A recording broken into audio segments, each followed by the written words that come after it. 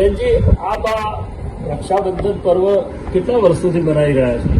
રક્ષાબંધન પર્વ તો અમે છેલ્લા 50 વર્ષોથી અહીંયા મનાવી રહ્યા છીએ. અને રક્ષાબંધનનો પર્વ મનાવવા પાછળની અમારી ભાવના એ જ છે કે ભાઈ સમાજમાં દરેક બહેન પ્રત્યે ભાઈની ભાવનાઓ શ્રેષ્ઠ બને. દરેક સમાજની બહેન આપણી બહેન છે એ ભાવના જાગૃત થાય અને એના દ્વારા વસુધૈવ કુટુંબકમની ભાવના સમાજ, દેશ ને વિશ્વમાં ફેલાય. એના માટે અમે બ્રહ્માકુમારી સંસ્થાની બહેનો દરેક જગ્યાએ આ સંદેશ આપી અને રક્ષાબંધન કરતા હોઈએ છીએ.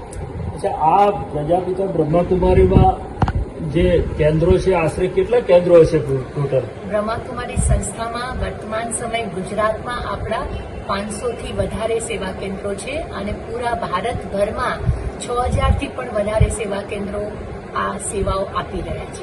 વિદેશમાં પણ છે? વિદેશમાં 140 દેશોમાં સંસ્થાની શાખાઓ ફેલાયેલી છે. આ સંસ્થાનો મૂળ ઉદ્દેશ શું છે? આ સંસ્થાનો મૂળ ઉદ્દેશ એ જ છે કે ઘર ગ્રસ્તમાં રહેવા છતાં આપણા જીવનને કમળ પુષ્પ સમાન ન્યારું અને પ્યારું કેવી રીતે બનાવી શકાય.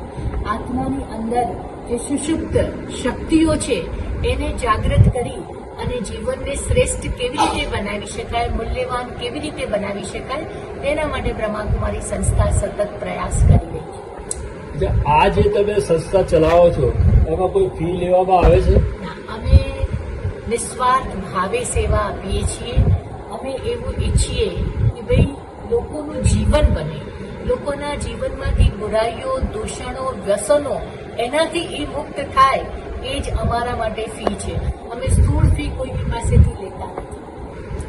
આપે આ ચેનલને જે માહિતી આપી તેમજ બ્રહ્માકુમારી બહેનો દ્વારા વિશ્વની અનેક સંસ્થાઓ મેં જોઈ છે, પણ જેમાં બહેનો દ્વારા જે આ જ્ઞાન આપવામાં આવે છે એ ખૂબ જ સરાહનીય કાર્ય છે.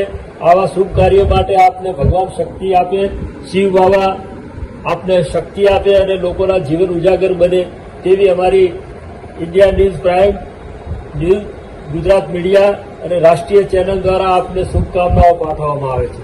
ખૂબ ખૂબ ધન્યવાદ. બસ મીડિયા દ્વારા આ સંદેશ સમાજમાં ફેલે તો એનાથી સોનામાં સુગંધ બળી જશે. આપનો પણ ખૂબ ધન્યવાદ. ઓમ શાંતિ.